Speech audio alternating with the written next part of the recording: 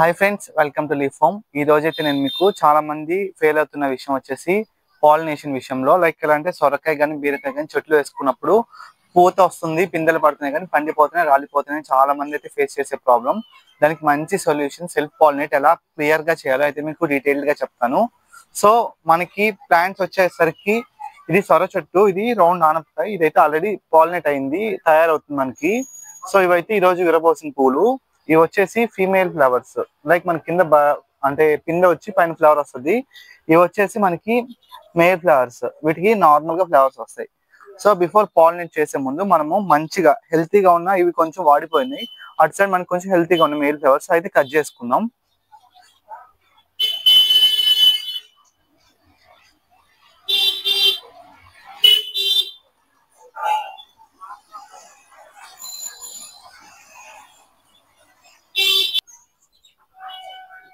ఇదిగోండి, ఇవి కొంచెం హెల్తీ మేల్ ఫ్లవర్స్.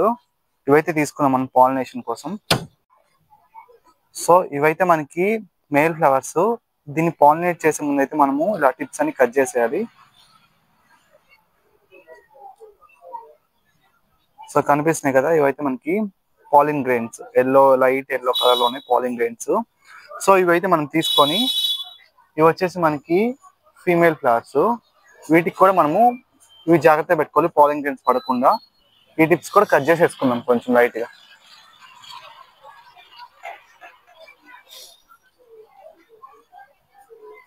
సో ఇలా కట్ చేసుకున్నాక ఈ పాలిన్ గ్రెయిన్స్ ని మనము జస్ట్ దీంట్లో ఇలా రబ్ చేయాలి.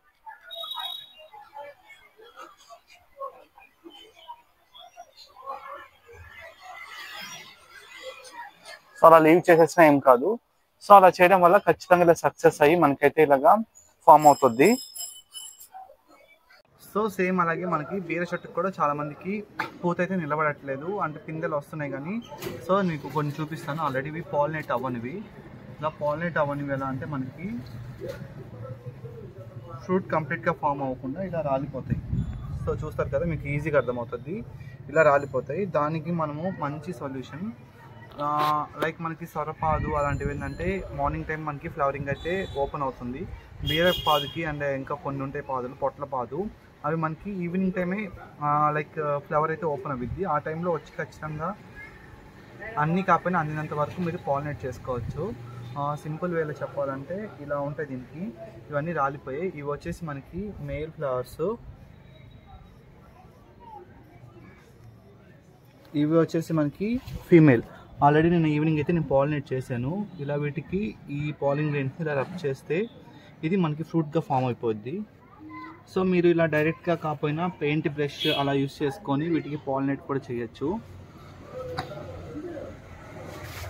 సో నేనైతే ఈవినింగ్ వచ్చేసి మంచిగా యాక్టివ్లో ఉన్న మేల్ ఫ్లవర్స్ని అయితే కట్ చేసుకొని వాటి నుంచి పాలిన్ గ్రెయిన్స్ అయితే కలెక్ట్ చేసి ఫీమేల్ ఫ్లవర్స్కి పాలినేట్ చేస్తాను.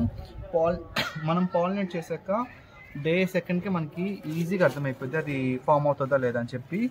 చూసారు కదా, అదో ఇదైతే ఈ బీరకాయకి మనం పాలినేట్ అయితే చేసాము. చూసారు కదా, ఇది డే 2కే ఇంత పెద్ద ఫ్రూటింగ్గా మారిపోయింది ఈ స్టేజ్ నుంచి. సో ఇవన్నీ నేను ఈవినింగ్ అయితే పాలినేట్ చేసాము. ఇంకా రేపటికి ఎల్లుండి కల్లా మనకి ఇవైతే కొంచెం స్ట్రాంగ్గా వచ్చేస్తాయి పెద్దవిగా. సో ఇలా పాలినేషన్ చేసేటప్పుడు చేయాల్సిన టిప్స్ అయితే ఇవి. నేను ఈరోజు ఈవినింగ్ కూడా ఒక క్లిప్ అయితే మీకు ఎలా పాలినేట్ చేయాలి బీరపాదుకు కూడా ఖచ్చితంగా ఈవినింగ్ టైం కొంచెం టైం స్పెండ్ చేసి దీంట్లో అయితే యాడ్ చేస్తా క్లిప్ని. మర్చిపోకుండా అయితే చూడండి, స్కిప్ చేయకుండా.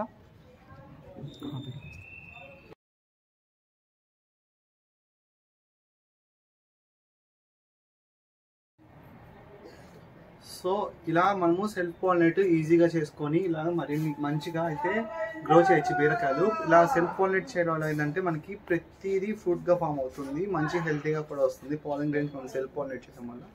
సో ఇలాంటి మరెన్నో ఇంట్రెస్టింగ్ వీడియోస్ కోసం మన ఛానల్ లైక్ చేసి, షేర్ చేసి, సబ్స్క్రైబ్ చేసుకోండి. Thank you for watching this video.